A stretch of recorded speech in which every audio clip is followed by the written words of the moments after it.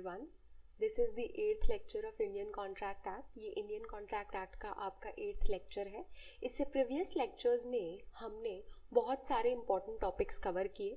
हमने प्रपोजल से स्टार्ट किया था. प्रपोजल हमने पूरा कंप्लीट किया. देन हमने एक्सेप्टेंस पे आए. हमने एक्सेप्टेंस पूरा कंप्लीट किया. इसी के साथ साथ हमने revocation of acceptance and proposal किया कि कब एक्सेप्टेंस और प्रपोजल का रेवोकेशन कंप्लीट माना जाता है, कब कब आप अपने प्रपोजल को, या फिर ये बोलें कि कब तक आप अपने प्रपोजल को रिवोक कर सकते हो, कब तक आप अपने एक्सेप्टेंस को रिवोक कर सकते हो. ये करने के बाद हमने कंसिडरेशन का टॉपिक स्टार्ट किया था. कंसिडरेशन के टॉपिक में हमने बहुत सारी चीज़ें करी. अपने प्रीवियस लेक्चर में इनफैक्ट हमने कंसिडरेशन का ही टॉपिक कंप्लीट किया, उसे वाइंड अप किया.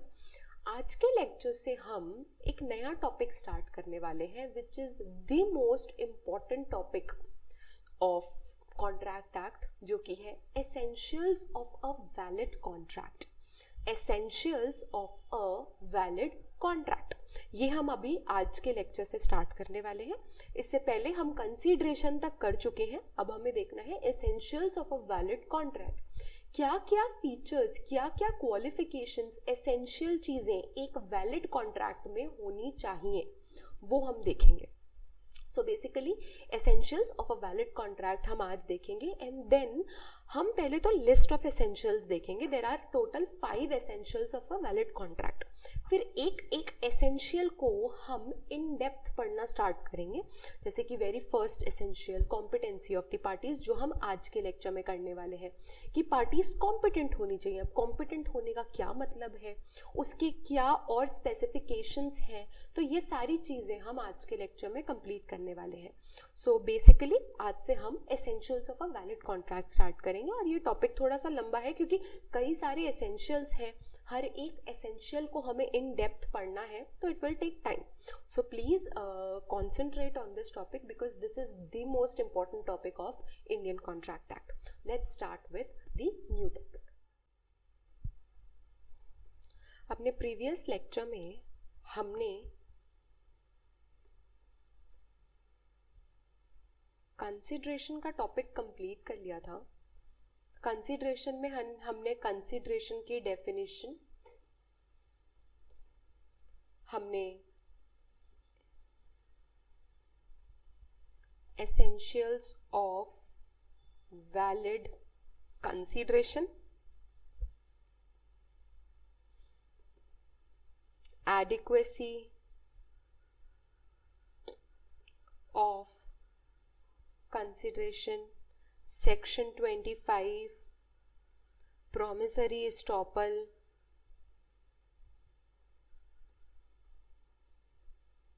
what else, past, present and future considerations. ये सारी चीज़ें हमने देखी. तो ये हमारा कंसिडरेशन का पूरा टॉपिक कंप्लीट हो गया था. हमने देखा था कि सबसे पहले प्रपोजल होता है, वो प्रपोजल एक्सेप्ट होता है तो वो क्या बन जाता है, वो एक प्रॉमिस बन जाता है. उस प्रॉमिस में जब हमने कंसीडरेशन ऐड किया तो वो एक अग्रीमेंट बनता है. उस अग्रीमेंट में जब हम लीगल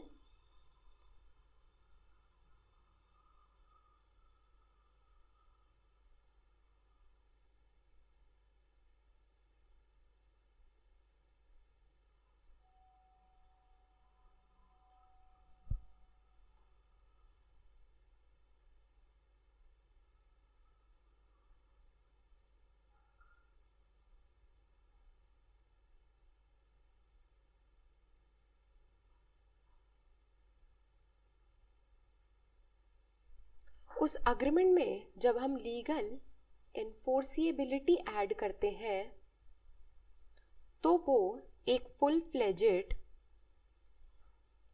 कॉन्ट्रैक्ट बन जाता है. तो वो क्या बन जाता है, एक फुल फ्लेजेड कॉन्ट्रैक्ट. तो हमने यहाँ तक कर लिया है पूरा. हमने प्रपोजल, एक्सेप्टेंस, प्रॉमिस और कंसिडरेशन. अब एक अग्रीमेंट के अंदर ऐसे कौन से आज हम करेंगे कि अब कंसीडरेशन जब हमने ऐड कर दिया, हमने पढ़ लिया कि कंसीडरेशन क्या होता है, तो वो अग्रीमेंट बन गया।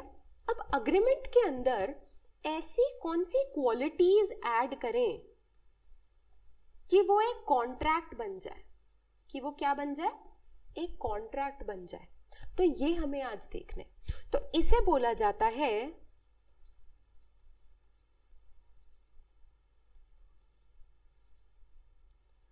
essentials of a valid contract. Essentials of a valid contract. Section number 10 of Indian Contract Act, it deals with the essentials of a valid contract, कि एक वैलिड कॉन्ट्रैक्ट के क्या क्या एसेंशियल्स होते हैं, सेक्शन 10 के अंदर दिया गया है। ऑल राइट, नोट्स में हम जहां देखेंगे, मैंने आपको दे रखा है essentials of a valid contract. मैं आपको पहले बता देती हूँ, देन हम नोट्स में रीड करेंगे। सबसे पहला एसेंशियल, अब एक अग्रीमेंट को कॉन्ट्रैक्ट में बदलने के लिए क्या क्या एसेंशियल क्वालिफिकेशंस क्वालिफाई करनी होती है, कौन सी ऐसी क्वालिफिकेशंस हैं जो एक अग्रीमेंट में होनी चाहिए ताकि वो एक कॉन्ट्रैक्ट बन सके। क्या क्या है? First is competent parties. Section number 11 and 12 के अंदर दिया गया है कॉम्पिटेंसी ऑफ पार्टीज। जो पार्टीज टू द कॉन्ट्रैक्ट होनी चाहिए वो कॉम्पिटेंट होनी चाहिए। अब यहाँ पे इस वर्ड कॉम्पिटेंट की क्या डेफिनेशन है? अब जब भी हम कोई कॉम्पिटिटिव एग्जाम के लिए फॉर्म भरते हैं तो हम सबसे पहले क्या देखते हैं, अगर कोई नोटिफिकेशन आई है, सपोज किसी स्टेट की जुडिशरी की नोटिफिकेशन आई है, तो हम सबसे पहले क्या देखते हैं कि उसमें एलिजिबिलिटी क्या है, एज लिमिट क्या है, क्वालिफिकेशंस कितनी चाहिए, अगर एक्सपीरियंस मांगा है तो एक्सपीरियंस कितना चाहिए, एटसेट्रा। लैंग्वेज का है तो क्या उसकी एलिजिबिलिटी है, एटसेट्रा। तो सबसे पहले हम देखते हैं एलिजिबिलिटी, हम क्या उस एग्जाम को देने के लिए कॉम्पिटेंट हैं, क्या हम कॉम्पिटेंट है कि हम उस एग्जाम के लिए अप्लाई कर सकें। वैसे ही कॉन्ट्रैक्ट में एंटर होने के लिए भी कुछ एलिजिबिलिटी होती है। अगर आप उस एलिजिबिलिटी क्राइटेरिया को फुलफिल नहीं कर रहे हो, then you are not considered to be a competent party. आप कॉम्पिटेंट पार्टी नहीं कहलाओगे अगर आप उस क्राइटेरिया को फुलफिल नहीं करते हो। बट अगर आप उस क्राइटेरिया को फुलफिल कर जाते हो, सिर्फ तभी आप एक कॉम्पिटेंट पार्टी कहलाओगे। तो एक competent party to be called as a competent party, you have to fulfill the conditions laid down under section 11 and 12, under section 11 and 12। तो जो भी उसमें लिखी है ये आपको फुलफिल करनी होती है। ऑल राइट, तो ये दिया गया है कॉम्पिटेंसी के बारे में। तो ये होता है फर्स्ट हमारा essential, competent parties. Second essential पे आएंगे, फ्री कंसेंट। दोनों parties, the proposer and the acceptor, दोनों पार्टीज की जो कंसेंट होनी चाहिए, जो उनकी विल होनी चाहिए to enter into the contract, वो फ्री होनी चाहिए, फोर्स्ड नहीं होनी चाहिए। या फिर हो सकता है कि फ्रॉड की वजह से वो अपनी कंसेंट दे रहे हो, एक्सेप्टर एक्सेप्ट करना नहीं चाहता है बट किसी फोर्स या फिर फ्रॉड की वजह से वो एक्सेप्ट कर रहा है, तो वो वैलिड कॉन्ट्रैक्ट नहीं होगा। The consent of both the parties must B free, वो फ्री कंसेंट होनी चाहिए, सिर्फ तभी आप उसे एक वैलिड कॉन्ट्रैक्ट का नाम दे सकते हो। अगर वो फ्री कंसेंट नहीं है तो एक अग्रीमेंट कभी भी एक वैलिड कॉन्ट्रैक्ट में कन्वर्ट नहीं हो सकता है। ऑल राइट, अब ये कहाँ दिया गया है? सेक्शन नंबर 13 से लेके सेक्शन नंबर 21 तक, सेक्शन नंबर 22 तक, सॉरी, सेक्शन 13 से लेके सेक्शन 22 तक दिया गया है कंसेंट के बारे में, जहाँ पे आपको कंसेंट को डिफाइन भी किया गया है कि कंसेंट क्या होती है। फिर आपको ये बताया गया है कि कब कब आपकी कंसेंट फ्री मानी जाएगी, कब कब आपकी कंसेंट फ्री नहीं मानी जाएगी। कब कब फ्री नहीं मानी जाएगी, जब बहुत सारी चीज़ें उसमें हैं, तो वो क्या क्या चीज़ें हैं, देन एक एक चीज़ को एक्सप्लेन किया गया है कि अगर आपकी कंसेंट कोअर्शन से दी गई है तो वो फ्री नहीं होगी। फिर आपकी कंसेंट मिस्टेक से दी गई है तो वो फ्री नहीं होगी। तो फिर मिस्टेक क्या होता है, कोअर्जन क्या होता है, ये सारी सेपरेट सेक्शंस के अंदर एटसेट्रा, ऐसे बहुत सारे तरीके हैं जिससे कंसेंट फ्री नहीं होती है, उनको सेपरेट सेक्शंस में डिफाइन किया गया है। तो ये है फ्री कंसेंट के बारे में। इसके बाद हम हमारे थर्ड एसेंशियल पे आते हैं, लॉफुल ऑब्जेक्ट। लॉफुल ऑब्जेक्ट जो आपके कॉन्ट्रैक्ट का ऑब्जेक्ट होना चाहिए। Object as in what you want to do, आप क्या किस चीज के लिए वो कॉन्ट्रैक्ट कर रहे हो, आपका एम क्या है, आपका ऑब्जेक्ट क्या, ऑब्जेक्टिव क्या है, वो लॉफुल होना चाहिए। किसी इलीगल क्रिमिनल एक्टिविटी अनलॉफुल चीज के लिए आप कॉन्ट्रैक्ट नहीं एनफोर्स कर सकते हो, वो कॉन्ट्रैक्ट वैलिड नहीं होगा अगर वो किसी इलीगल काम को करने के लिए है तो ऑब्जेक्ट आपका लॉफुल होना चाहिए। और ये कहाँ दिया है, सेक्शन 23 के अंदर दिया है, सेक्शन 23 के अंदर दिया है। सेक्शन 23 में लॉफुल ऑब्जेक्ट की बात की गई है। इसके बाद नेक्स्ट एसेंशियल पे आएंगे। Next essential is lawful consideration. जो कंसिडरेशन होना चाहिए आपके कॉन्ट्रैक्ट का, जो भी आप लेन देन कर रहे हो वो एक लॉफुल चीज होनी चाहिए। इट्स नॉट लाइक कि आप ड्रग्स का लेन देन एक्सचेंज कर रहे हो और आप उसको बोलो कि ये एक वैलिड कंसिडरेशन है। नो, लॉफुल होनी चाहिए आपकी कंसिडरेशन। जो भी आप you are taking something, you are giving something in return, that should be a legal a lawful thing and not an unlawful thing. ये भी सेक्शन 23 में ही दिया गया है। ये है आपका fourth essential of a valid contract. Fifth essential है कि द कॉन्ट्रैक्ट और the agreement must not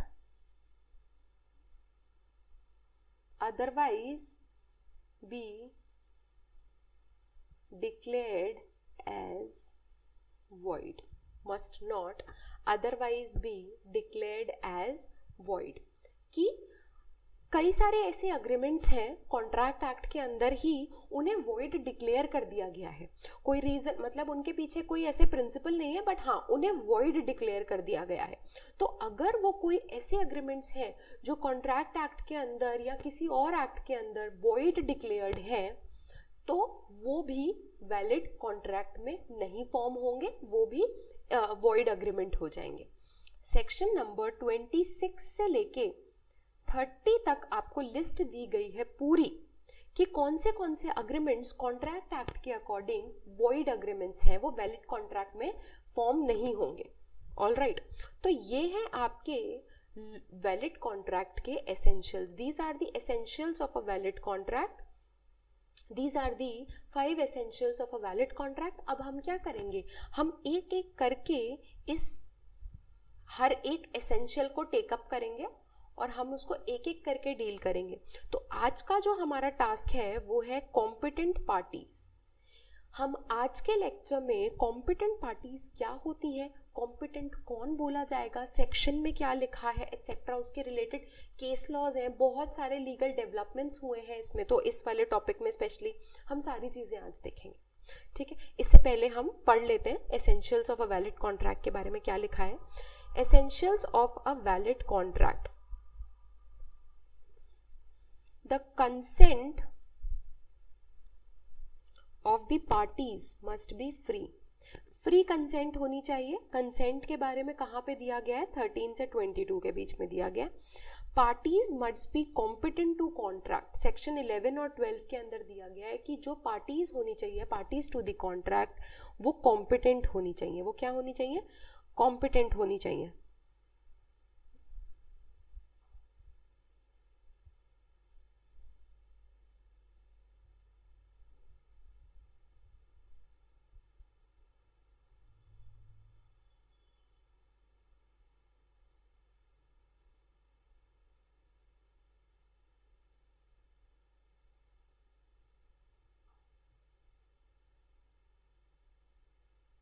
second essential क्या बोलता है, the parties must be competent to contract. Section 11 और 12 के अंदर दिया गया है कि जो पार्टीज होनी चाहिए कॉन्ट्रैक्ट की वो कॉम्पिटेंट पार्टीज होनी चाहिए।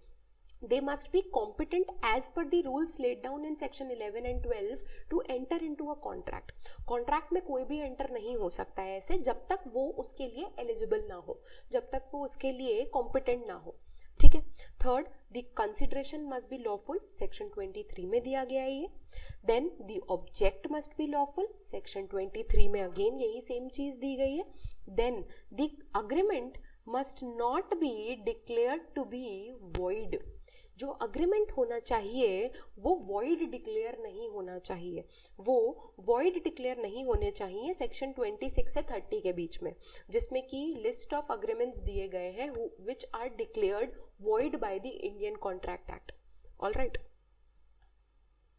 अब हम आते हैं हमारे फर्स्ट एसेंशियल पे, competency of the parties. Competency of the parties. Section 11 of Indian Contract Act talks about the competency of the parties. तो section 11 में लिखा गया है who are competent to contract, who are competent to contract. So every person is competent to contract who, अब मैं आपको पहले बता देती हूँ। सेक्शन 11 बात करता है who are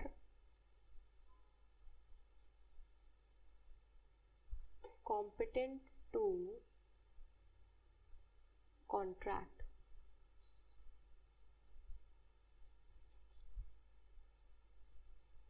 तीन कॉम्पिटेंट एलिजिबिलिटीज है, कॉम्पिटेंसीज जो है कॉन्ट्रैक्ट करने की वो तीन है, तीन एलिजिबिलिटीज है। अगर आपने वो तीन एलिजिबिलिटी फुलफिल कर ली तो ही आप कॉम्पिटेंट टू कॉन्ट्रैक्ट माने जाओगे। फर्स्ट एलिजिबिलिटी, आप मेजर होने चाहिए हो, या फिर आप ये बोलो कि must not be a minor, minor नहीं होने चाहिए हो। मेजर होने चाहिए हो या फिर माइनर नहीं होने चाहिए हो, दोनों एक ही बात है।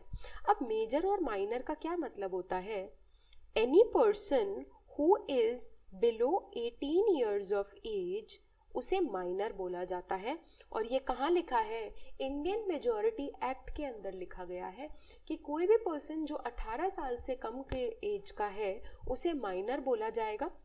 और अगर कोई माइनर है मतलब कोई 18 ईयर्स से कम की एज का है तो वो कॉन्ट्रैक्ट नहीं कर सकता है। दैट मीन्स आपको कॉन्ट्रैक्ट करने के लिए मेजर होना ज़रूरी है। मेजर होने का मतलब है 18 साल से ऊपर के होना ज़रूरी है। तो if you are above 18 years of age then only you can enter into a contract. Indian majority act बोलता है कि जनरली तो 18 ईयर्स की एज होती है कि आप माइनर, अगर 18 ईयर्स से कम हो तो आप माइनर कंसिडर होते हो। बट इन दोज केसेस जहाँ पे गार्जियन अपॉइंटेड है आपके लिए, तो आपकी माइनॉरिटी की एज जो लिमिट होती है वो 20 ईयर्स 21 ईयर्स की होती है। तो अगर गार्जियन अपॉइंटेड है तो 21 साल से कम वाले लोग माइनर माने जाएंगे, 21 साल से ऊपर वाले लोग मेजर माने जाएंगे। But in all the other general cases 18 years से कम वाला माइनर माना जाता है, 18 ईयर्स से प्लस वाला मेजर माना जाता है। तो ये तो है पहला क्राइटेरिया, पहली कॉम्पिटेंसी, पहली एलिजिबिलिटी कि आप मेजर होने चाहिए हो, आप माइनर नहीं होने चाहिए हो। दूसरी एलिजिबिलिटी क्या होगी, the person contracting must be of sound mind, या फिर इसको हम यूं बोलें कि must not be of unsound mind. ये बोला गया है कि वो साउंड माइंड का होना चाहिए या फिर अनसाउंड माइंड का नहीं होना चाहिए। साउंड और अनसाउंड का मतलब क्या होता है कि in short the person should be mentally stable.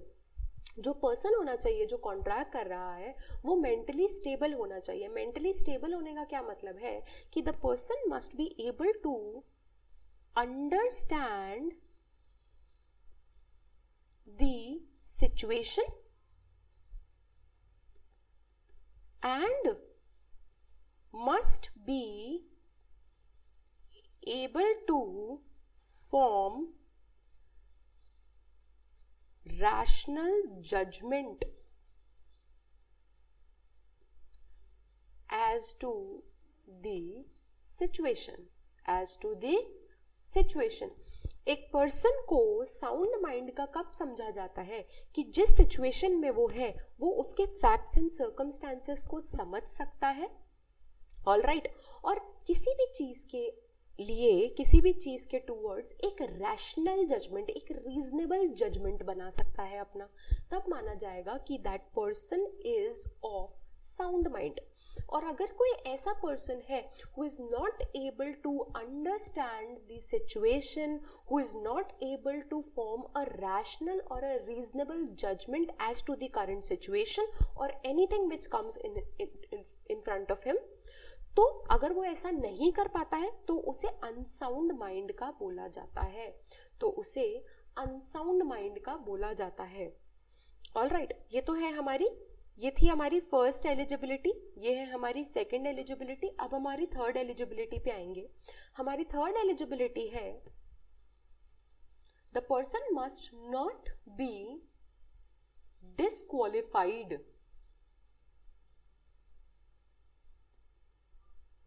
to enter into a contract by law. तो कई बार क्या होता है, कई लोग ऐसे होते हैं जिन्हें किसी ना किसी लॉ के अंदर कॉन्ट्रैक्ट करने के लिए, प्रॉपर्टी ट्रांसफर करने के लिए डिस्क्वालीफाई कर रखा है, तो वो लोग कॉन्ट्रैक्ट में एंटर नहीं हो सकते. फॉर एग्जाम्पल, इंसॉल्वेंट पर्सन, अगर कोई इंडिजेंट पर्सन है, इंसॉल्वेंट पर्सन है, कोई पॉपर है, तो वो कॉन्ट्रैक्ट में एंटर नहीं हो सकता है. या फिर कोई क्रिमिनल है, क्रिमिनल बैकग्राउंड का पर्सन है, तो वो भी कॉन्ट्रैक्ट में एंटर नहीं हो सकता है. तो these kind of people alien enemies होते हैं, who has done something against the nation, या फिर किसी एनिमी कंट्री को बिलोंग करते हैं वो, तो फिर वो भी कॉन्ट्रैक्ट में एंटर नहीं होते. तो ऐसे एटसेट्रा, ऐसे बहुत सारे लोग हैं जो किसी न किसी लॉ के अंदर डिस्क्वालिफाइड है कॉन्ट्रैक्ट में एंटर होने के लिए, तो वो भी एलिजिबल नहीं होंगे, वो भी कॉम्पिटेंट नहीं होंगे to enter into a contract. तो ये 3 क्राइटेरियाज होते हैं. अगर आप तीनों में से किसी एक में भी अगर डिस्क्वालीफाई, मतलब अगर आप एलिजिबल नहीं हो, तो फिर आप टोटली एलिजिबल नहीं होगे. ऑलराइट, तो इसीलिए ये है सेक्शन 11 का क्राइटेरिया. एक बार हम सेक्शन 11 को रीड कर लेते हैं. मैंने अभी आपको अपने टर्म्स में बताया. Every person is competent to contract who is of age of maturity according to the law to which he is subject. That means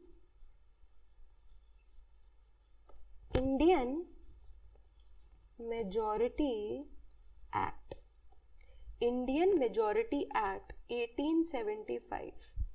all right, उसके अकॉर्डिंग जो मेजर उसकी डेफिनेशन है उसमें जो लोग फॉल होते हैं सिर्फ वही लोग कॉन्ट्रैक्ट कर सकते हैं. And who is of sound mind, जो मैंने अभी आपको बताया, and who is not disqualified from contracting by any law to which he subject. Any law in force in India, तो इंडिया में किसी भी लॉ के अंदर अगर आप डिस्क्वालिफाइड हो तो आप कॉन्ट्रैक्ट नहीं कर सकते हो. सो ये है competency to contract as per section 11.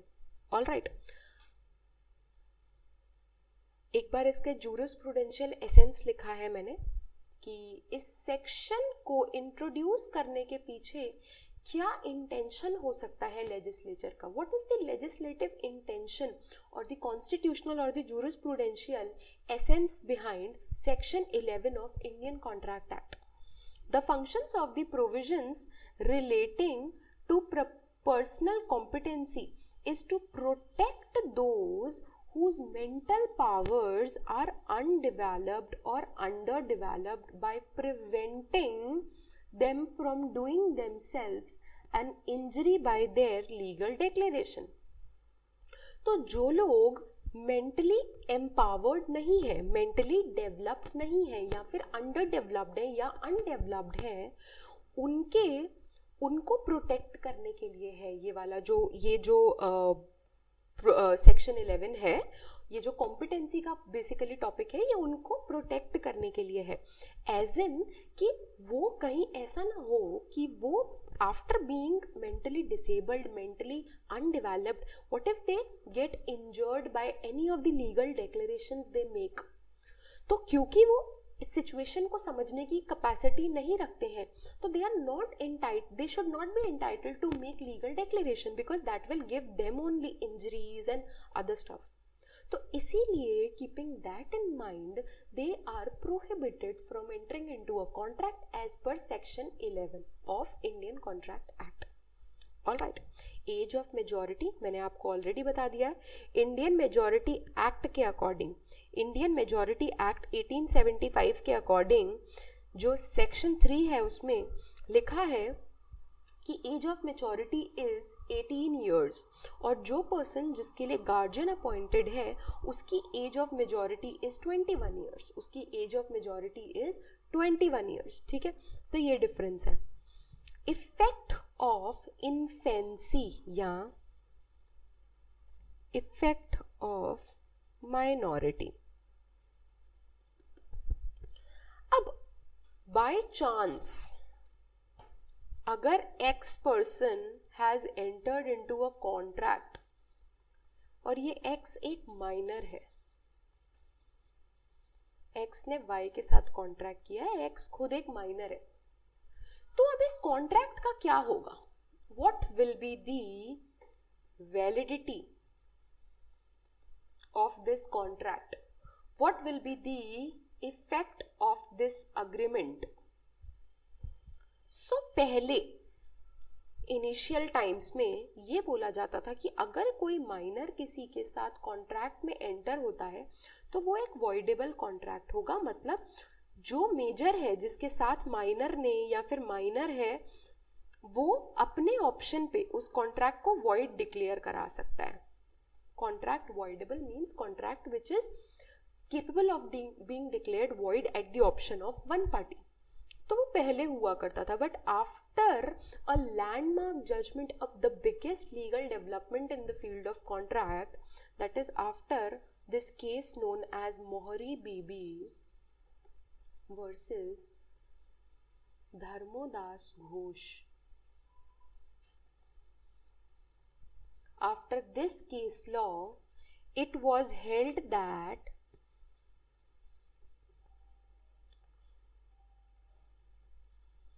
agreement of the minor is not voidable. ये voidable नहीं होता है, rather it is void ab initio। ये क्या होता है? ये होता है void ab initio। void ab initio ये टर्म आपको यहीं पे मिलेगा। This term void ab initio। void ab initio का क्या मीनिंग होता है? void ab initio का मतलब होता है void from the very beginning, या फिर void from initial stage। void from beginning या void from initial stage ये एक लीगल मैक्सिम है, लीगल टर्म है, जिसका मतलब होता है void from the very beginning, void from the initial stage। जिस समय अगर x being a minor agreement करता है y के साथ 1 जनवरी 2023 को सुबह 10 बजे, इसी समय ये void ही होगा, ये कभी वैलिड हो ही नहीं सकता है। forget about voidable। ये from the very beginning it will be void only। it will be void का मतलब है it will be null या फिर it will be zero, it will be a nullity. हम माइनर के ऊपर कोई भी ऑब्लिगेशन नहीं डाल सकते हैं इस कॉन्ट्रैक्ट के बेसिस पे, क्योंकि जब ये कॉन्ट्रैक्ट एंटर हुआ था उसी समय से from the very beginning it was void, it was never into existence, it was never into existence, it was null, it was a nullity. ठीक है, तो ये होता है effect of a minor's agreement. अब ये जो केस है मोहरी बीबी वर्सेस धर्मोदास घोष, इसमें क्या हुआ था, मैंने इसके फैक्ट्स के साथ साथ सारा पूरा केस लॉ आपको नोट्स में मेंशन किया है. एक बार हम उसको रीड कर लेते हैं, देन हम साथ साथ में समझते चलेंगे. Okay, so effect of infancy under the English law, under the English law a contract with a minor is voidable. A contract with a minor is voidable at the option of the minor. At the option of the minor. All right. Indian law के अंदर क्या होता है, English law में ये बात थी कि माइनर का जो अग्रीमेंट होता है या कॉन्ट्रैक्ट होता है, it is voidable eight the option of minor. Minor बोले मतलब वो पर्सन जो कि जिसने कॉन्ट्रैक्ट किया है, जो एक माइनर है, तो उसके ऑप्शन पे वो वॉइडेबल होगा कि वो चाहे तो अपने कॉन्ट्रैक्ट को वॉइड डिक्लेयर करा सकता है, उसकी मर्जी है, उसके ऑप्शन पे वॉइडेबल है. All right, but Indian law के अंदर contract were voidable contract but सिर्फ 1903 तक. So in 1903, this case called Mohri Bibi versus Dharmodas Ghosh, it came into existence. और इसमें कोर्ट ने ये डिसाइड किया था कि ये कोई voidable agreement नहीं होगा, कोई voidable contract नहीं होगा. ये क्या होगा? It will be an agreement which is void ab initio. It will be an agreement which is void ab initio. That means void from the very beginning. Void from the very beginning. ये होगा agreement which is void ab initio. So the intention behind this was to give effect to the rule of Hindu law on this subject. All right. अब इस case के अंदर क्या हुआ था, एक बार हम ये पढ़ लेते हैं. So this is Mohri Bibi case. In this case एक माइनर था जिसका नाम था डी. इसने बी के फेवर में एक मॉर्टगेज एग्जीक्यूट किया. ठीक है, बी जो कि एक मनी लेंडर है, बी क्या है, एक मनी लेंडर है. तो माइनर ने मनी लेने के लिए, उस मनी लेंडर से मनी लेने के लिए, लोन लेने के लिए कुछ चीज मॉर्टगेज करी. ठीक है, मॉर्टगेज करने से पहले notice was issued on behalf of the minor's mother to B about the fact of his minority. Mortgage होने से पहले माइनर की जो मदर है, डी जो माइनर है, उनकी जो मदर है, उन्होंने एक नोटिस दिया था बी को, बी जो कि मनी लेंडर है, कि दिस पर्सन जिसके साथ आप मॉर्टगेज की डीड कर रहे हो, एग्जीक्यूट कर रहे हो मॉर्टगेज, वो एक माइनर है, वो 18 इयर्स के बिलो है, वो एक माइनर है. तो ये नोटिस दिया गया था. बट डिस्पाइट द नोटिस देने के बावजूद बी ने क्या किया, बी ने ए से एक डिक्लेरेशन साइन करा दिया कि वो एक मेजर है एंड उसे पैसे भी दे दिए, जितना मनी मॉर्टगेज के बदले अग्री हुआ था उसका कुछ पार्ट उसने उसको दे भी दिया. मॉर्टगेज डीड एग्जीक्यूट हुई. डी ने एक सूट फाइल किया for cancellation of the mortgage. बाद में डी ने क्या किया, एक सूट फाइल किया अपना मॉर्टगेज कैंसिल कराने के लिए. और कैंसिल क्यों कराना चाहता था, on the ground of his minority. अपने माइनॉरिटी के ग्राउंड पे वो ये कैंसिल कराना चाहता था कि ये मैं तो माइनर हूँ, मैं नहीं कर सकता mortgage, I don't want to mortgage my thing to you. बी जो कि मनी लेंडर था, उसने केस फाइल, उसमें इस सूट के अंदर उसने क्या क्या कंटेंड किया, उसने कंटेंड किया कि बी तो पूरे के पूरे एज का है, कोई माइनर नहीं है. उसने बोला कि अगर बी माइनर है भी, now because be had made a declaration, जो उसने डिक्लेरेशन उससे लिखवाई थी कि आई एम अ मेजर, तो बी ने एक डिक्लेरेशन दी है. उस डिक्लेरेशन के बेसिस पे डी ने एक डिक्लेरेशन दी है, उस डिक्लेरेशन के बेसिस पे बी जो कि मनी लेंडर है, उसने एक्ट किया है by giving him loan amount. Now he can not, he is stopped according to the law of estoppel. He is not allowed to go back on his words, to go against his declaration. तो इसीलिए उसने बोला कि estoppel लगेगा B के ऊपर, एक D के ऊपर.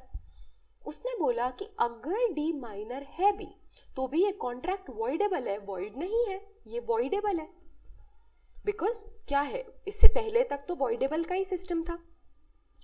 मॉर्गेज डीड अगर कैंसिल करता है कोर्ट, बी जो मनी लेंडर है उसने बोला कि चलो अगर मॉर्गेज डीड कैंसिल कराना चाह रहा है वो, तो चलो अगर कैंसिल करते भी हैं तो जो मैंने उसको ऑलरेडी मनी दिया है वो मुझे रीपेमेंट चाहिए.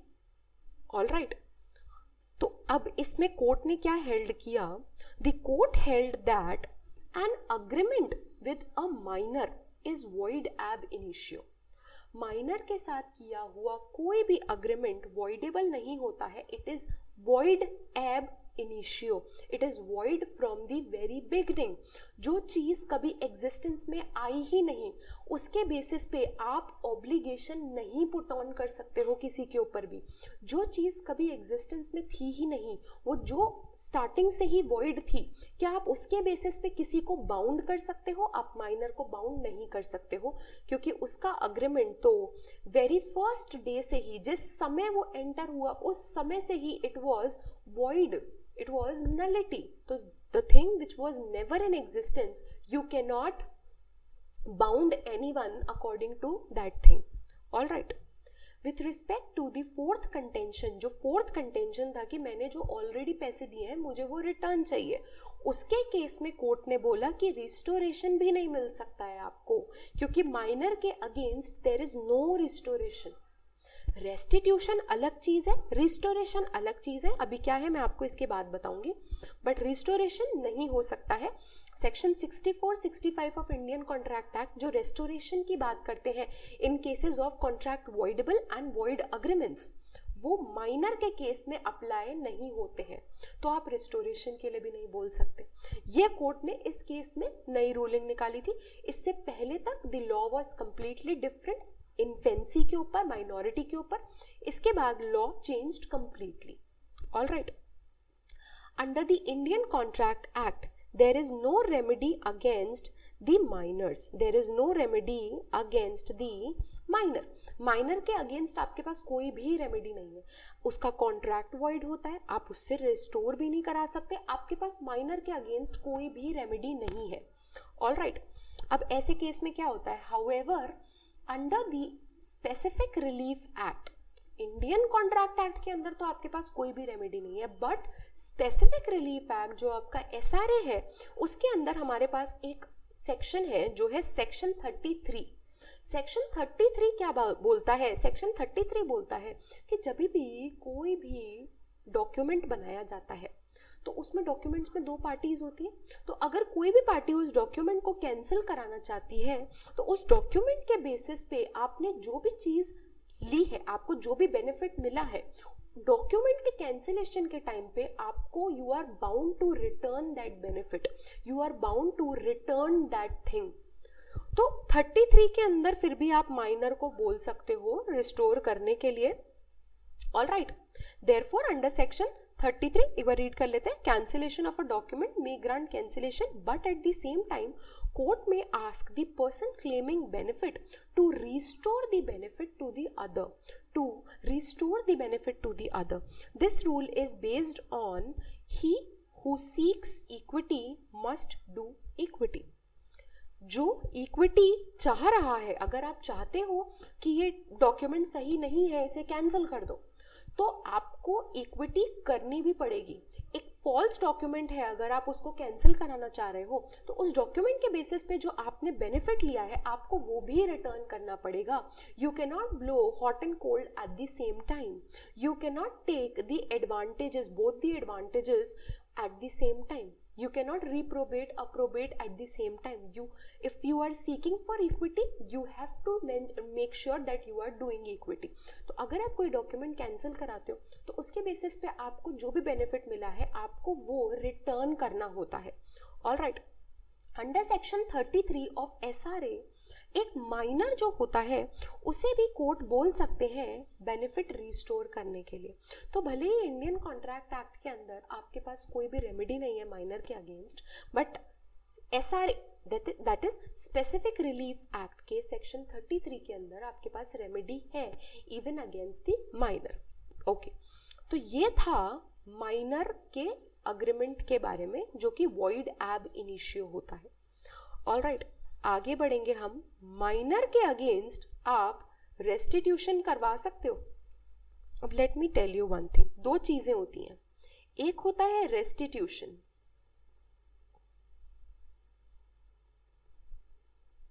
एक होता है रेस्टोरेशन।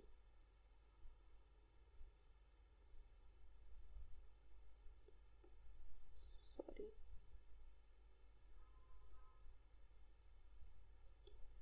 एक होता है रेस्टिट्यूशन और एक होता है रीपेमेंट। रेस्टिट्यूशन का मतलब है रेस्टोरेशन। रेस्टोरेशन का मतलब होता है अगर आपने कोई चीज ली है, कोई बेनिफिट लिया है, तो to return it, to return the benefit, to return the thing, anything, किसी चीज को रिटर्न करना जो आपके पोजेशन में है। रीपेमेंट का मतलब होता है पेइंग फॉर द बेनिफिट, जो बेनिफिट आपने लिया है उसके लिए पे ऑफ करना, ये होता है रीपेमेंट। और उसी सेम बेनिफिट को लौटा देना वो होता है रेस्टिट्यूशन या रेस्टोरेशन बोलते हैं। माइनर के केस में आप रेस्टिट्यूशन या रेस्टोरेशन करवा सकते हो, बट रीपेमेंट आप फिर भी नहीं करा सकते, रीपेमेंट आप नहीं करा सकते हो। ऑलराइट, इसीलिए लेस्ली वर्सेस शेल एक केस लॉ है जिसमें बोला गया है restitution stops where repayment starts। और ये किसने बोला है? लॉर्ड समर ने बोला है।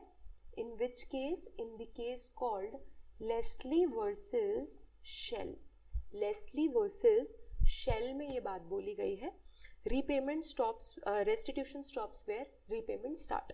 रीपेमेंट स्टार्ट होते ही रेस्टिट्यूशन खत्म हो जाता है। तो आप सिर्फ रेस्टिट्यूशन करा सकते हो बट रीपेमेंट नहीं करा सकते हो। जैसे फॉर एग्जाम्पल, अगर ए है जो कि एक माइनर है, उसने कोई कॉन्ट्रैक्ट किया था, उस कॉन्ट्रैक्ट में उसको कोई पैसे, उसको कोई थिंग मिली थी, फॉर एग्जाम्पल एक वॉच। नाउ वो कॉन्ट्रैक्ट वॉइड है क्योंकि माइनर का कॉन्ट्रैक्ट तो वॉइड होता है। अब आप इसको बोल सकते हो कि मुझे वो वॉच लौटा दो, हाँ आप बोल सकते हो। आप वो वॉच रिस्टोर करने के लिए इसको बोल सकते हो। बट व्हाट इफ कि आप उससे वो चीज रिस्टोर करने के लिए बोलते, उससे पहले ही ये जो माइनर है ये उस वॉच को सेल कर चुका है, बेच चुका है और उसके पैसे ले चुका है, तो क्या आप उसको ये बोल सकते हो अब उस वॉच की वैल्यू मुझे रीपे करो? नहीं, आप वो नहीं बोल सकते हो। आप वही चीज लौटाने के लिए बोल सकते हो बट आप उसकी वैल्यू नहीं मांग सकते हो। आप रेस्टिट्यूशन करा सकते हो बट आप रीपेमेंट नहीं करा सकते हो। रीड करेंगे एक बार।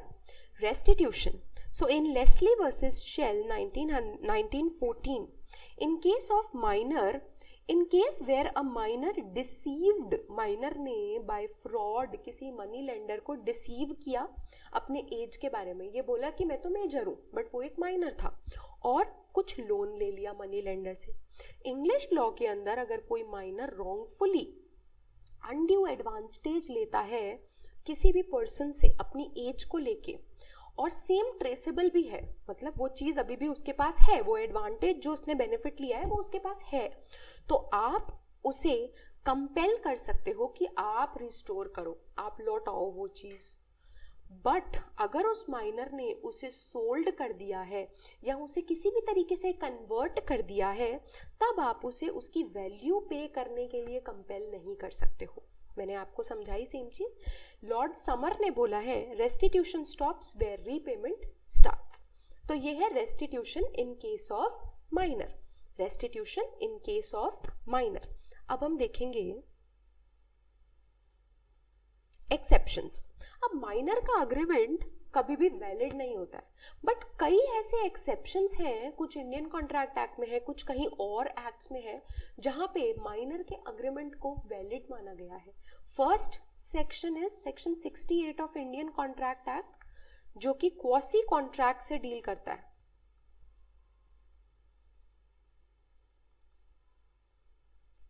कि माइनर को क्वासी कॉन्ट्रैक्ट के लिए आप लायबल कर सकते हो, बट सिर्फ नेसेसरी सप्लाई होती हैं उसी के लिए कर सकते हो, लग्जरीज के लिए नहीं कर सकते।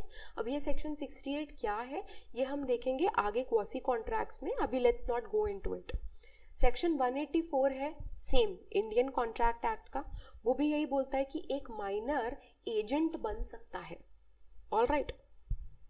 सेक्शन 7 है ट्रांसफर ऑफ प्रॉपर्टी एक्ट का, जिसमें बोला गया है एवरी पर्सन जो कि कॉन्ट्रैक्ट के लिए कॉम्पिटेंट है और एंटाइटल्ड है to the transferable property, he is competent to transfer such property, but it is not provided anywhere कि person not competent to contract is incapable of being the transferee।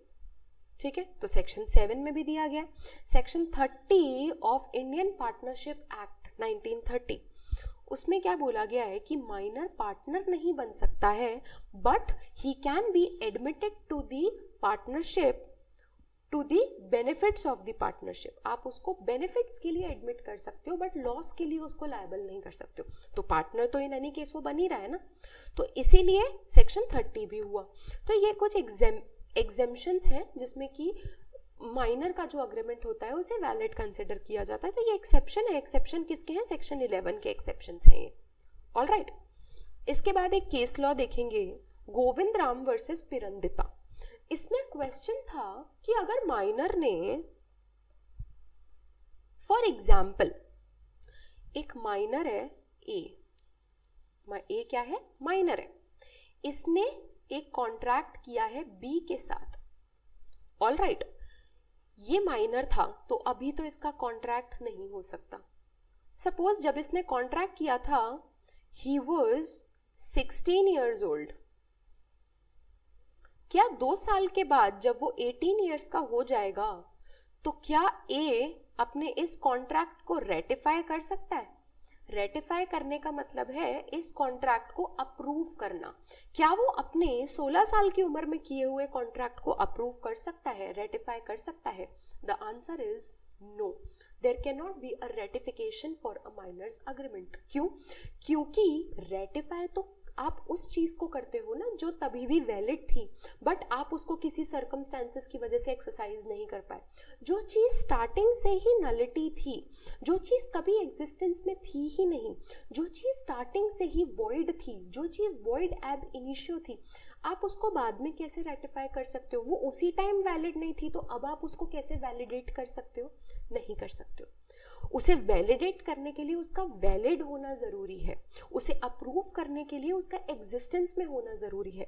Even जब इसने ये contract किया भी था तभी भी इट वाज वॉइड एब इनिशियो, तो बाद में he can not ratify it, बाद में he can not ratify it. All right. यही सेम चीज गोविंद राम वर्सेस पिरंदिता में बोला गया है। गोविंद राम वर्सेस पिरंदिता में यही सेम बात बोली गई है कि a minor cannot ratify the contract on becoming a major because agreement is void ab initio, void from the very beginning. All right. इसके बाद एक केस लॉ और है, नवाब सादिक अली खान वर्सेस जय किशोरी। इसमें क्या क्वेश्चन था कि क्या आप माइनर के अगेंस्ट एस्टॉपल लगा सकते हो? It was held that the deed executed by the minor was a nullity, क्योंकि वो स्टार्टिंग से वॉइड एब इनिशियो है। जो चीज स्टार्टिंग में थी ही नहीं, वो जो चीज हमेशा से जीरो है, उस चीज के बेसिस पे आप किसी पे एस्टॉपल लगा सकते हो? नो। एस्टॉपल डिक्लेरेशंस पे, रिप्रेजेंटेशंस पे, फैक्ट्स पे लगाया जाता है। जो चीज जीरो है, कोई डिक्लेरेशन है ही नहीं, वो आप उसके बेसिस पे एस्टॉपल नहीं लगा सकते हो। तो plea of estoppel, there can not be estoppel against a minor, ये बात बोली गई है नवाब सादिक अली खान वर्सेस जय किशोरी के अंदर। तो ये है माइनर का अग्रीमेंट। अभी हमने जितना भी पढ़ा वो माइनर के अग्रीमेंट के बारे में था. This was about minors agreement. पहले हमने essentials of a valid contract देखे. Essentials of a valid contract देख के फिर हम गए माइनर के अग्रीमेंट पे कि माइनर का अग्रीमेंट कैसा होना चाहिए, माइनर के अग्रीमेंट का क्या इफेक्ट होता है. मोरी बीवी वर्सेस धर्मोदास घोष में क्या हुआ था. रेस्टिट्यूशन हो सकता है क्या माइनर के अगेंस्ट. रेस्टिट्यूशन और रीपेमेंट में क्या डिफरेंस होता है. सेक्शन 11 के कुछ एक्सेप्शंस हैं वो देखे हमने. इसके बाद हमने देखा रेटिफिकेशन हो सकता है या नहीं हो सकता है. इसके बाद हमने देखा क्या माइनर पे एस्टॉपल लगा सकते हैं. That's it. इतनी चीजें आपके माइनर्स अग्रीमेंट के बारे में थी. सो बेसिकली सेक्शन 11 में 3 कॉम्पिटेंट एलिजिबिलिटीज थी. तो एक हम कर चुके हैं. Now let's move on to the second one कि अनसाउंड पर्सन का मतलब क्या है. अनसाउंड पर्सन हम किसको बोलते हैं, उसका क्या इफेक्ट होता है. Let's move on. सेक्शन 12. तो सेक्शन 12 बात करता है कि what is sound mind for the purpose of contracting. Section 11 में लिखा गया है ना कि पर्सन साउंड माइंड का होना चाहिए. तो सेक्शन 12 ये चीज एक्सप्लेन कर रहा है कि साउंड माइंड बोला किसे जाता है, साउंड माइंड का मतलब क्या है. जब हम सेक्शन 11 में बोल रहे हैं कि पर्सन साउंड माइंड का होना चाहिए तो हमें साउंड माइंड को एक्सप्लेन भी तो करना पड़ेगा ना कि क्या होता है, क्या किसको हम साउंड माइंड कंसिडर करेंगे. So, a person is said to be of sound mind for the purpose of making a contract if at the time when he makes it, he is capable of understanding and forming a rational judgment as to its effect upon his interest. So, section 12 बात करता है कि एक person sound mind का कब माना जाएगा, जब ये दोनों की दोनों कंडीशंस फुलफिल हो. इनमें से एक कंडीशन फुलफिल होगी तो साउंड माइंड का नहीं माना जाएगा. ये दोनों की दोनों कंडीशन साथ में फुलफिल होनी चाहिए, सिर्फ तभी वो पर्सन साउंड माइंड का कंसिडर होगा. क्या क्या कंडीशन है. फर्स्ट कंडीशन कि कॉन्ट्रैक्ट को समझने वाली कैपेसिटी होनी चाहिए. He should be able to understand the contract. वो कॉन्ट्रैक्ट किस बारे में है, उस कॉन्ट्रैक्ट से उसको क्या होगा, वो सारी चीजें उसे समझ आनी चाहिए. जो भी कॉन्ट्रैक्ट का नेचर है, कॉन्ट्रैक्ट के कॉन्सिक्वेंस है, उसे वो चीज समझ आने चाहिए, तभी वो साउंड माइंड का माना जाएगा. Second condition is he should be able to make a rational decision as to its effects upon his interest. उसके इंटरेस्ट पे, उसके खुद के ऊपर इस कॉन्ट्रैक्ट का क्या इफेक्ट हो सकता है, इस कॉन्ट्रैक्ट के क्या कॉन्सिक्वेंसेस हो सकते हैं, और वो इफेक्ट और कॉन्सिक्वेंस इस पर्सन को किस तरीके से अफेक्ट करेंगे, उसका क्या इफेक्ट होगा, वो समझने का, उसका रैशनल डिसीजन बनाने का, उसके बारे में रैशनल ओपिनियन बनाने की कैपेसिटी उसके पास होनी चाहिए. और ये दोनों चीजें कब होनी चाहिए. At the time of making the contract. तो अगर उसने सुबह के 10 बजे कॉन्ट्रैक्ट किया है तो इस समय उसके पास ये वाली कैपेसिटी होनी चाहिए. 9 बजे उसका माइंड कैसा है उससे कोई फर्क नहीं पड़ता. 11 बजे उसका माइंड कैसा है उससे भी कोई फर्क नहीं पड़ता. At the time of entering into the contract, at the time of making the contract, contract में एंटर होते टाइम उसके पास ये कैपेबिलिटीज, ये कैपेसिटीज होनी चाहिए. उसका मेंटल स्टेटस ऐसा होना चाहिए, उसके पहले बाद में कोई फर्क नहीं पड़ता है. Then only he will be considered as sound mind person. Okay, ये दिया गया है सेक्शन 12 में. आगे पढ़ते हैं. A person who is usually of unsound mind but occasionally of sound mind, he may make a contract जब वो sound mind का है.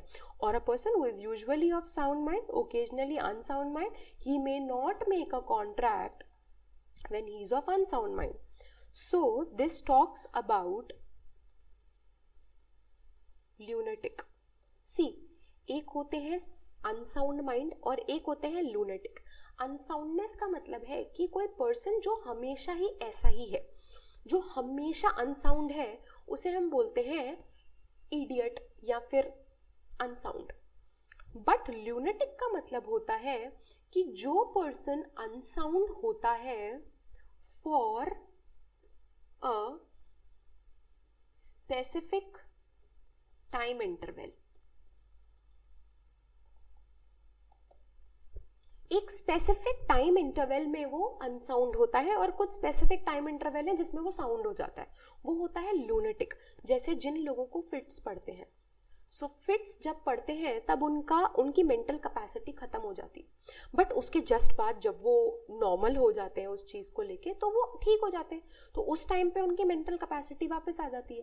तो जिस समय, ये क्या बोलने का मतलब है कि अगर कोई ऐसा पर्सन है जो कभी तो अनसाउंड माइंड का हो जाता है, कभी साउंड माइंड का हो जाता है, तो जब वो साउंड माइंड का है तब वो कॉन्ट्रैक्ट कर सकता है, बट अगर उसके 1 घंटे बाद अचानक से वो अनसाउंड माइंड का हो जाता है, but only for like 30 minutes, 24 hours में से 30 मिनट्स वो अनसाउंड है, रेस्ट 23.5 आवर जो है वो साउंड है, तो वो इन 23.5 घंटे में तो कॉन्ट्रैक्ट कर सकता है, बट इन 30 मिनट्स के अंदर वो कॉन्ट्रैक्ट नहीं कर सकता। तो ये तो है लूनेटिक की बात। ऑल राइट, इसके कुछ इलस्ट्रेशंस मैंने दिए हैं, वो हम पढ़ लेते हैं एक बार। A patient in a lunatic asylum, so एक लूनेटिक असाइलम के अंदर एक पेशेंट है who is at intervals of sound mind, जो साउंड माइंड होता है बट कुछ टाइम इंटरवल्स में साउंड माइंड का होता है, अदरवाइज वो अनसाउंड माइंड का होता है। तो वो कॉन्ट्रैक्ट कर सकता है उन इंटरवल्स में जब जब वो साउंड माइंड का होता है। अ सेन मैन, सेन मैन का मतलब है जो इनसेन नहीं है, जो साउंड माइंड का है, who is delirious from fever, fever की वजह से, कई बार बुखार तेज होने की वजह से बुखार आपके सर पे चढ़ जाता है, दिमाग पे चढ़ जाता है, तो उस वजह से आप अपनी मेंटल स्टेबिलिटी खो देते हो only for a specific period of time, जब तक आपका हाई फीवर नीचे नहीं उतरता है। या फिर अगर आप ड्रंक हो और आप ऐसे इतने ज़्यादा ड्रंक हो कि आप समझ ही नहीं पा रहे हो कि कॉन्ट्रैक्ट के टर्म्स एंड कंडीशंस क्या है, नेचर एंड कॉन्सिक्वेंसेस क्या है, और ना ही आप रैशनल जजमेंट फॉर्म कर पा रहे हो, तो आप तब तक कॉन्ट्रैक्ट नहीं कर सकते हो जब तक आप या तो उस फीवर के डिलेरियम में हो या फिर आप उस ड्रंकन स्टेट में हो। उसके बाद, उसके पहले आप कॉन्ट्रैक्ट कर सकते हो। All right, under English law, ये तो है इंडियन लॉ, हमने जो सेक्शन 12 देखा ना, ये है इंडियन लॉ।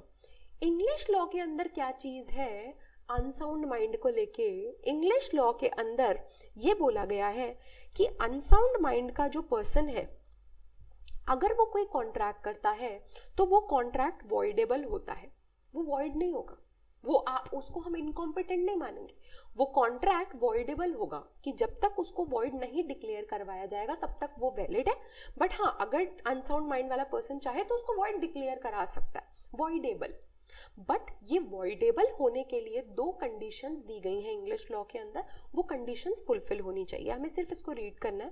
फर्स्ट कंडीशन कि the party could not understand what he was doing, and मतलब वो पार्टी इतनी, जो अनसाउंड माइंड का पर्सन है वो इतना अनसाउंड होना चाहिए कि उसे ये समझ ही नहीं आ रहा है कि वो कर क्या रहा है, और जो अदर पार्टी है, जो दूसरी उसकी ऑपोजिट पार्टी है, उसे पता था कि ये अनसाउंड माइंड का है। जब वो कॉन्ट्रैक्ट कर रहा था, सामने वाली पार्टी को पता था कि आप अनसाउंड माइंड के हो, स्टिल उसने आपके साथ कॉन्ट्रैक्ट किया है। It will amount to taking undue advantage and it will be voidable at your option, जो अनसाउंड माइंड का पर्सन है। तो इसीलिए इंग्लिश लॉ के अंदर सीन डिफरेंट है, इंग्लिश लॉ में the system is, Indian law में the system is different. All right, ये तो था हमारा, हमने अभी देखा हमारी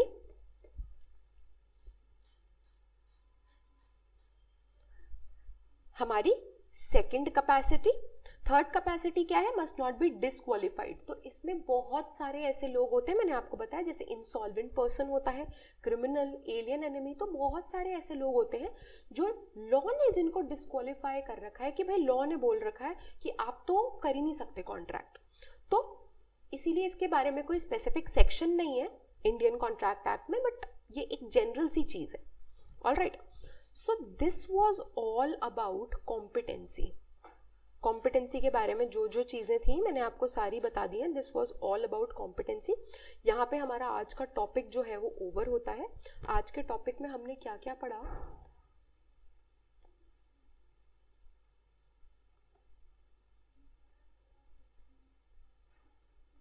हमने पढ़े essentials of a valid contract. इसमें हमने हमारे जो 5 एसेंशियल्स हैं वो पढ़े. इसका फर्स्ट वन हमने आज स्टार्ट किया जो कि है कॉम्पिटेंसी ऑफ पार्टीज, जिसमें हमने सेक्शन 11 पढ़ा, सेक्शन 12 पढ़ा. सेक्शन 11 में हमने ये पढ़ा कि कॉम्पिटेंट पार्टीज कौन कौन होती हैं. तो उसकी 3 चीजें थी कि मेजर होना चाहिए, अनसाउंड नहीं होना चाहिए और लॉ में डिस्क्वालिफाइड नहीं होना चाहिए. और इसमें भी ये था कि अनसाउंड माइंड का पर्सन कौन होगा ये बताया गया है, और ल्यूनेटिक के केस में क्या होता है वो बताया गया है सेक्शन 12 के अंदर. फिर माइनर को लेके हमने बहुत सारी चीजें पढ़ी, जिसमें हमने केस लॉ पढ़ा, जिसमें हमने पढ़ा कि माइनर के कॉन्ट्रैक्ट का, माइनर के अग्रीमेंट का क्या स्टेटस होता है, रेस्टिट्यूशन कैसे होता है माइनर के केस में, रेटिफिकेशन कैसे होता है, स्टॉपल कैसे होता है, सारी चीजें हमने पढ़ी. So that was all about today's lecture. This is very important. This is one of the most important topics of Indian contract act. आपको इसको बहुत अच्छे से रिवाइज करना है. आपको सेक्शन 10, सेक्शन 11, सेक्शन 12 ये रीड करने हैं आज बेयर एक्ट में से. आपको क्लास नोट्स पढ़ने हैं, जो नोट्स मैंने आपको दिए हैं. इसके अलावा आपको MCQs करने हैं. ये आपका प्रॉपर रिविजन होगा. So that is all about today's lecture.